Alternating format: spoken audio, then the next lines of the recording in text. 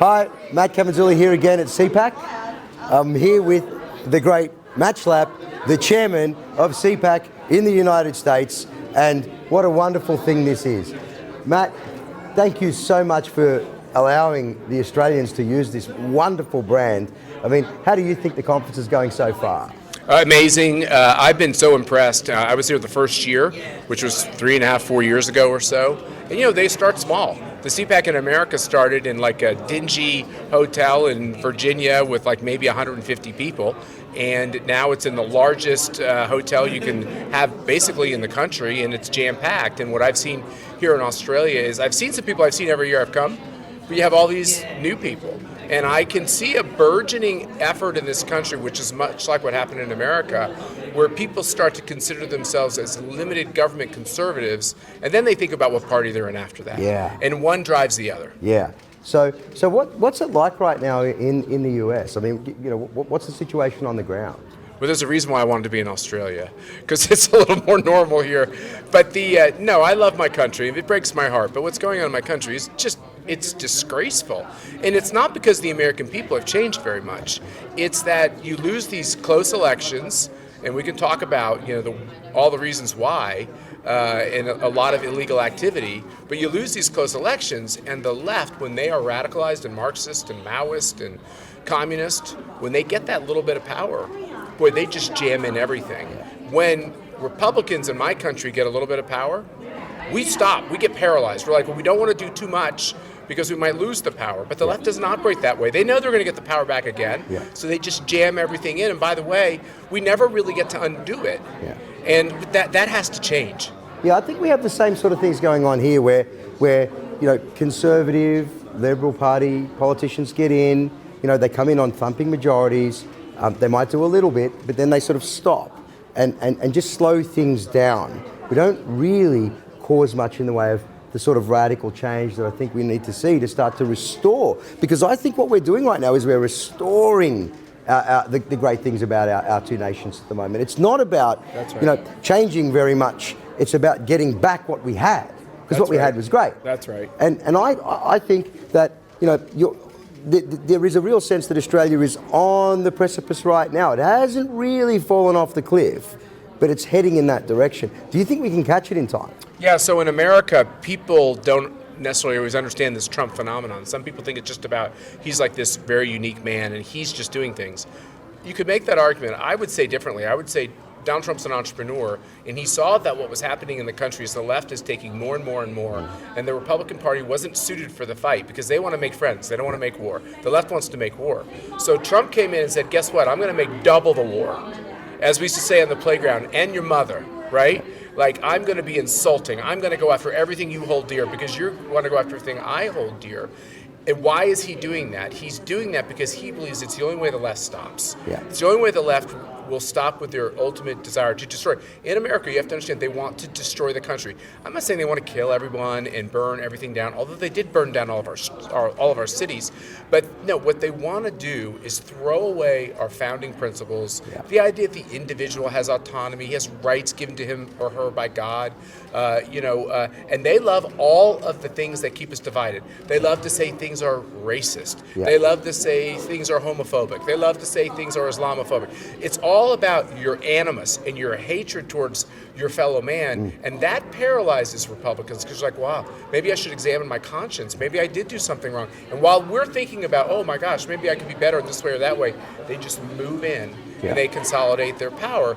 Donald Trump won't play that game. So what I would say about whether Trump becomes president, America and the Republican Party has to change its tactics along the lines of what Trump did.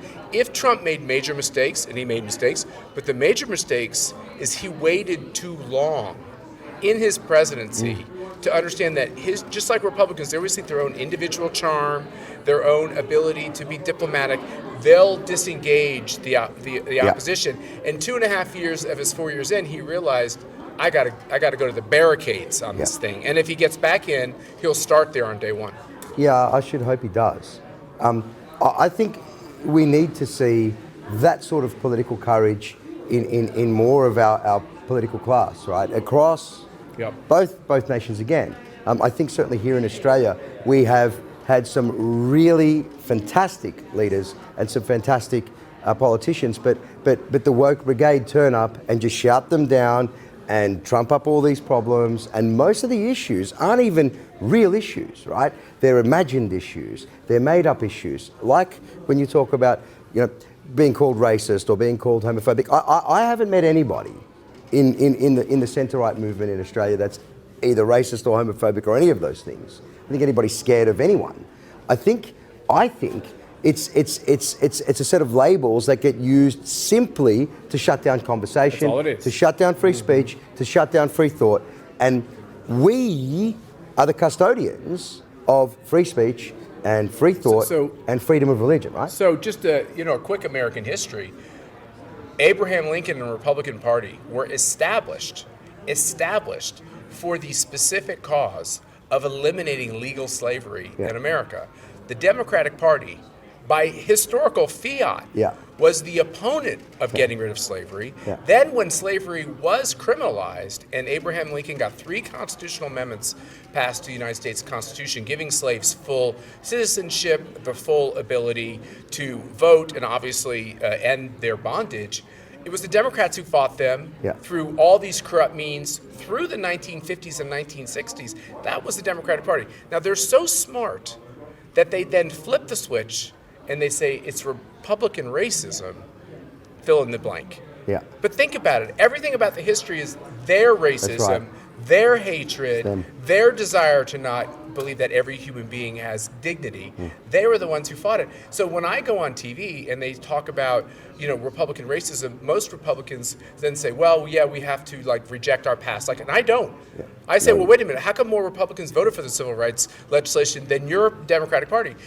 There's a gentleman I appear on TV. I was like, how do you accept the Democrats' racist past? And they don't know what to say because there's nothing you can say. They have to acknowledge the fact that they were the racist party.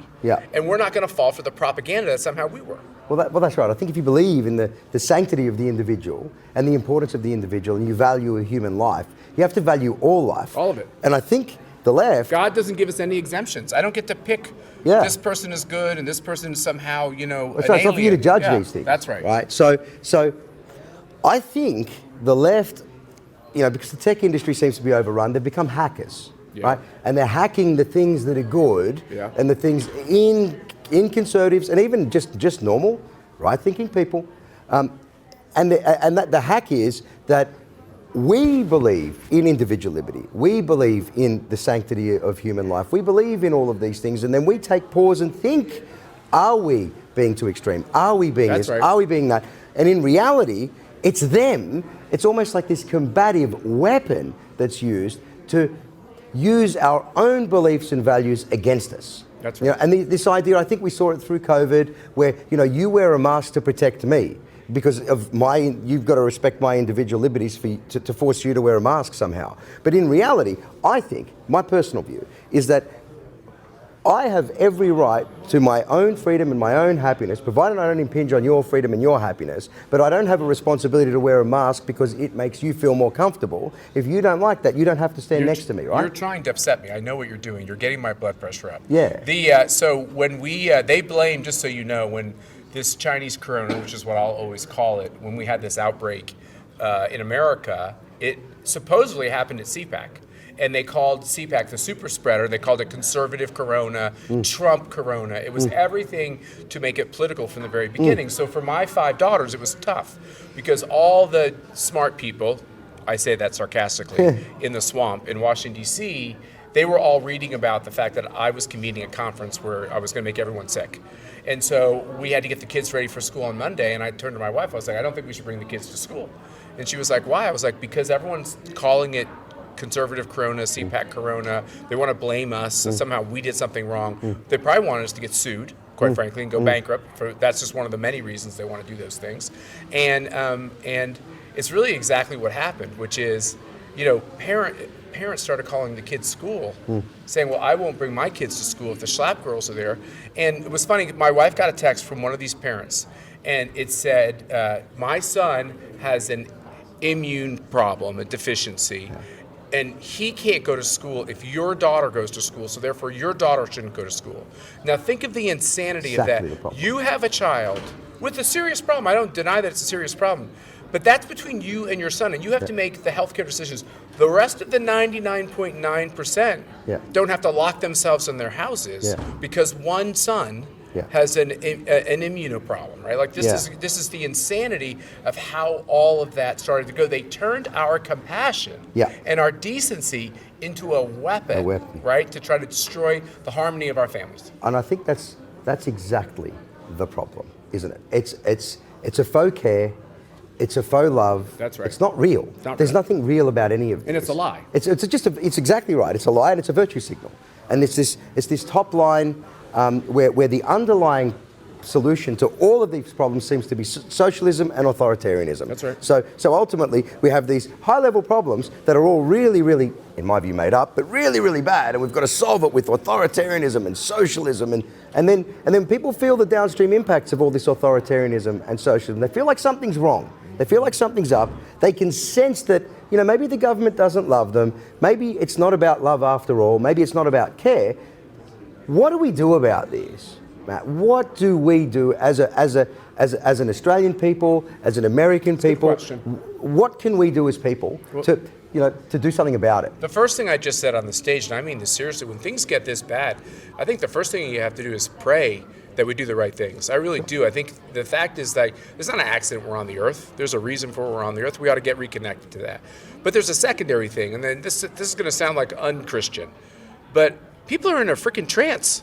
Yeah. Wake them up. Yeah. When I go through and I see, I'll give you an example. I walked through the Ronald Reagan Airport, and this nice immigrant was there in the mask, and there was nothing on the shelves. And this I've never seen, because Americans drink a lot of soda. There wasn't any soda in any of the fountains, right? Nothing.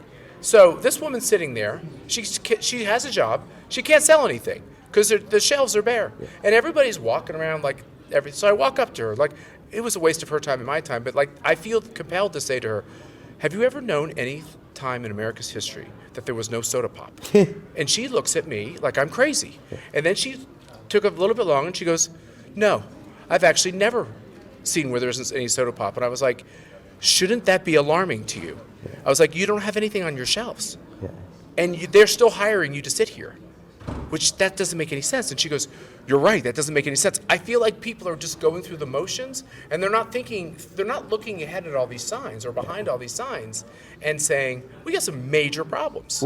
Well, is that because maybe, and this is probably like a crazy thing to say, but that the political class right now isn't really focused on the things that matter to people. I mean, we're in a cost of living crisis. It's almost impossible now for people to feed their family, pay their mortgage, run their car, and also maybe have a holiday, right? The holiday's the first thing to go. The restaurant meals are the second thing to go. All these things that people used to enjoy, they don't have time for anymore. And they don't have time to think. Everybody's just almost in this zombie-like pattern. That's of just, right. Wash, rinse, repeat. I've got to get up, right. I've got to work. I've got to get up, I've got to work. Our wages, they're not keeping up with inflation. And I don't think they are anywhere across the Western world. So is there a way that people can, without having lots of money, lend their voice to our various causes, to get up, to wake up and do something? Look, waking people up. I think the economy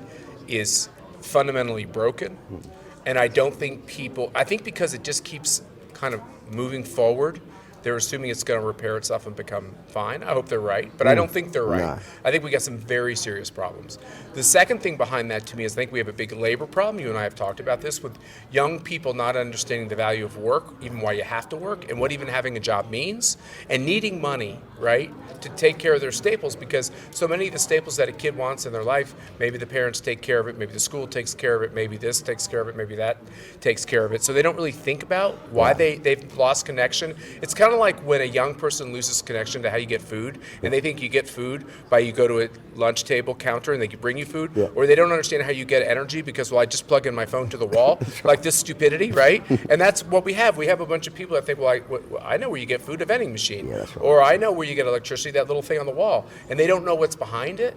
And so the the first thing you should do immediately, and I saw this with one of your sons, the first thing you should do immediately is grab a hold of your kids and start teaching them. Yeah. And don't assume they're learning these things from the media, because they're learning the opposite things. Don't assume they're learning these things at their schools. They're learning dastardly things. Like, start teaching your kids now, because we could get to a point in society where there's going to be two classes of people, and it's not going to be about race, and it's not going to be about privilege. It's going to be about people that understand how life works, and people that are just so zombieized, they don't know how to get through the complications of life. That's right. So if there's no soda, as you say, we'd call it soft drink, right? Yep. So that, in the shop, you'd call it the store. Then they just wouldn't know what to do. The first thing I would do if I ran that shop is I'd call the person selling the soda pop, or what did you say you call it? Soft drink. Soft drink. Yeah. I like that. Yeah. And say, hey, where are our soft drinks? Bring them down. Yeah. The other thing I've noticed is there's a passivity to people. Oh, wear a mask. Oh, okay. Yeah. Don't leave your house.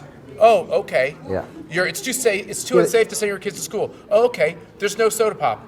Oh, okay. By the way, you're not going to get any sandwiches for your deli for the next month. So, okay. So when I hire these young people, I'll say to them, go change this. Yeah. And they come back and I'll say, well, did you get that changed? No, they said no. I was like, what did you say when they said no? They're like, they don't know what to say. They're like, well, what do you mean what I say? They said no, so I said okay. Yeah. I was like, really? Yeah. That's how you're going to get through this world? Yeah. Because you're going to fail. I think that there's... You have to push in to get stuff done. Yeah, absolutely. I think we're at a point now where the youth are certainly starting to separate into two different camps.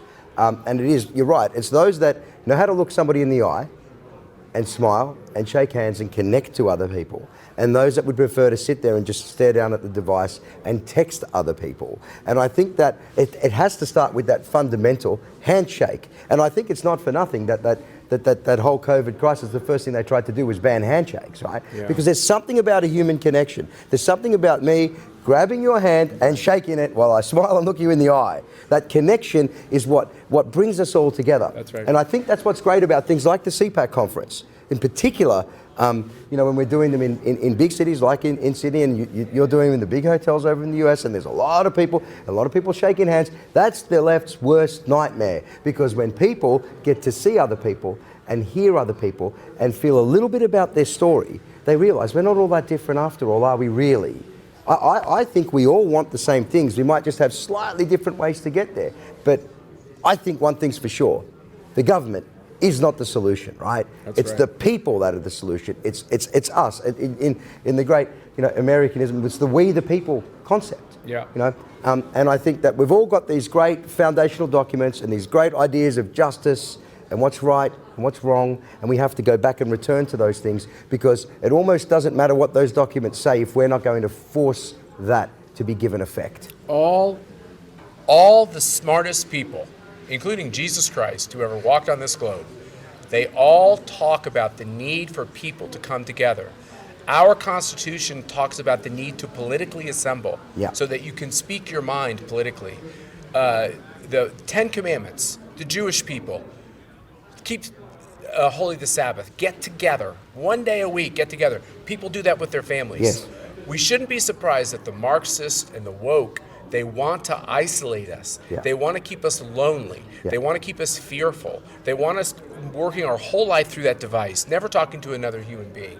The mask is a way to shield you from understanding. And I leave you with this final idea. How are you going to love your brother or sister if you can't even look at them, and you can't even talk to them? And you have them so scared, so afraid that you're going to make them sick, that you won't even. So when I go to church now, the conservative Catholics always hated we had to shake hands. They called it the kiss of peace, and it seemed like a hippie thing. And why are we doing that? I'm not here for that. Now, when I go to church, I want to shake everyone's hand, because the reason why people aren't shaking hands is because they've got it in their head that that's an immoral thing to do, because you're going to hurt someone.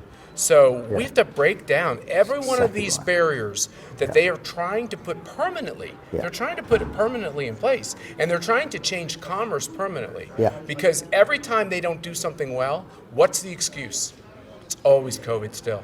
Well, because of COVID, ... And we have to not let them get away with that. We have to break down every vestige of what they tried to do with this evil thing they did to the world. I think that's exactly right. We have to connect. We have to work together. I think we have to get involved in the political parties directly. We have to join parties. Yep. We have to get involved, and we have to make sure we continue to do things like give each other hugs and shake hands. That's right. And break bread together. That's right. You know, and it's almost like an act of defiance now. Don't be afraid. Being a coward has never been a courageous act. No. I don't understand when this coward culture came about. It's there, but being a coward is not being a hero. Let me tell you what else is being a coward. When I put a Trump sign on my yard, I put a flag up for the first debate in 2020. Many of my neighbors went crazy and they called the cops. And the cops, I was at work, I was traveling, campaigning for Trump, but they sent the cops to my house every day to deal with my really young daughters and, you know, yell at them and say, your father has to take this down, your father has to take this down. My sign was legal. My neighbors' Biden signs and their Black Lives Matter signs and their rainbow flags and everything else, they were too big for the zoning. So I called the cop and I said, why are you harassing me on my pro-cop Trump sign, but you're not harassing the signs that are illegal? He goes, oh, it's very simple. I just need someone like you to put in an official complaint and we'll come take all those signs down. I said, so I have to be a snitch on my neighbors. Yeah, we're not snitches though. I said, screw you. I was like, I don't care how big my neighbor's sign is. I could care less. I don't even think about it. Yeah. But they sure cared about my sign. Yeah, well, free speech, baby. Free speech. And the other thing is, the other thing we should do besides getting involved and praying for our country and being decent, well, let's not snitch on our neighbors, even if they're terrible. You know, my neighbor built a 25-foot wall. Donald Trump can't finish a wall on the southern border. My neighbor put a 25-foot wall because she said my wife and I are racist. She's lily white. My wife is Hispanic. There are two Republicans on the street. One is black and one is Hispanic. Yeah. All the white liberals are the ones with all the "Let's fight racism" signs. Right. They don't find it ironic. No, they never we do. No, look, it's always the way. It's always the way. Don't look at the problem. By the way, look at the hand. Your yes/no campaign. Yeah. Your no. Yeah. If I were here, I'd be no. Yeah, I'm no. I watched my TV last night. It was amazing. All the yes people, these white people, are all up there. Yeah, they're moralizing and virtue signaling and telling everybody how not racist they are by being racist. I mean, has it ever been a good idea to write race into your constitution? Yeah. In the only place that race has to be in the constitution is to say that all races should be treated equally under the law. That's simple. That's it. We had it in our constitution. We call it our birth defect, but we repaired it because our founders knew they couldn't deal with slavery when our country was founded, but they knew eventually one day we could. So they allowed a system through the amendment process to repair it. But we don't whitewash the fact that it had bad language, and we fixed the language. The reason why we're not systemically racist is because we acknowledge our racism, and then we fix it. I think that's right, and I think the idea of some form of generational punishment, right? That's a North Korean idea, where you punish generations all the way down for the wrongs of the great-great-grandparents. I mean, we had a similar defect in the Australian Constitution. It was actually the Liberals that took that away as well, right? So you know, it's always the conservative side. We genuinely do believe in the equality and the liberty and the freedom and the sanctity of all individuals, because all people were created equal. I'd say all men were created equal, but the work will go crazy, right? But all people were created equal, right? Yeah, they will. So look, Matt, I love your work. I think we've just got to keep getting people together. I think chiefly among all the things that we can do, whether it's getting politically active at a branch and conference level inside of political parties, or whether it's, you know, just telling somebody at the store that you really would like to have the soda fountain stocked. You know, it's about meeting. It's about getting together. It's about doing these things and being a part of it. Because if you're not a part of the solution, you're going to be part of the problem. You got to be part of the resistance to what's going on around this country. And when I say go talk to the person or the clerk or whatever, I'm not saying be nasty. What I'm saying is help them understand the absurdity of the moment, and then let's fix the absurdity. That's exactly Most of the absurdities are self-imposed by terrible government ideas or terrible ideas coming from these massive companies. And we got to say no more. Okay, well, that's awesome. Be dissident. Fantastic. Yeah. Thank you, man. Good kind of dissident. Appreciate you. Yeah.